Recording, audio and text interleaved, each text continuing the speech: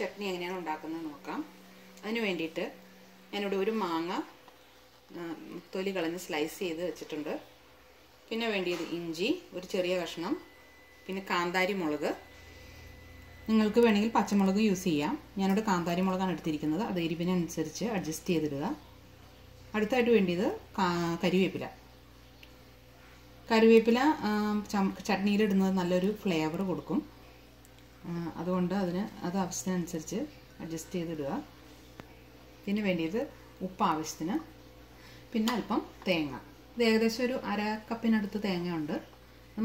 പുളിയുള്ള മാങ്ങയാണെങ്കിൽ തേങ്ങ അതിനനുസരിച്ച് അഡ്ജസ്റ്റ് ചെയ്തിടണം, അല്ലെങ്കിൽ പുളി ഒത്തിരി മുമ്പിലായി പോവും. അതുകൊണ്ട് തേങ്ങ അനുസരിച്ച് അഡ്ജസ്റ്റ് ചെയ്തിടുക.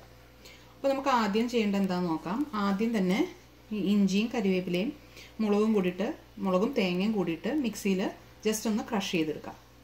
നമുക്കത് ആദ്യം ചെയ്യാം. അപ്പോൾ നമുക്ക് ആദ്യം കരിവേപ്പില ഇട്ട് കൊടുക്കാം, പിന്നെ മുളക് ചേർക്കാം, പിന്നെ ഇഞ്ചി അരിഞ്ഞതിടാം, പിന്നെ ഈ തേങ്ങ ഇതിലോട്ട് ആഡ് ചെയ്യാം.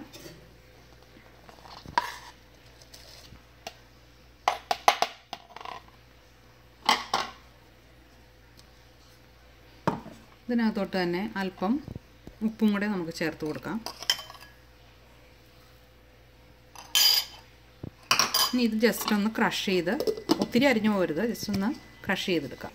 അപ്പോൾ നമുക്ക് ജസ്റ്റ് ഇതൊന്ന് ക്രഷ് ചെയ്തെടുക്കാം.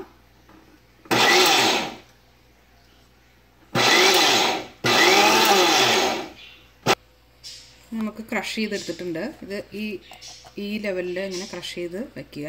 അതിനുശേഷം നമുക്ക് മാങ്ങ ആഡ് ചെയ്ത് കൊടുക്കാം. നമുക്ക് മാങ്ങ ആഡ് ചെയ്യാം. കുറച്ചുകൂടി ഉപ്പ് ചേർത്ത് കൊടുക്കാം.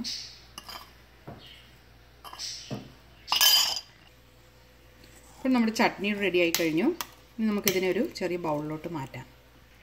അപ്പോൾ നമ്മുടെ ചട്നി റെഡി ആയി കഴിഞ്ഞു. ബൗളിലോട്ട് മാറ്റി വെച്ചിട്ടുണ്ട്. അതെല്ലാവരും ട്രൈ ചെയ്ത് നോക്കണം. ഇഷ്ടമാണെങ്കിൽ ലൈക്ക് ചെയ്യുക. Thank you so much.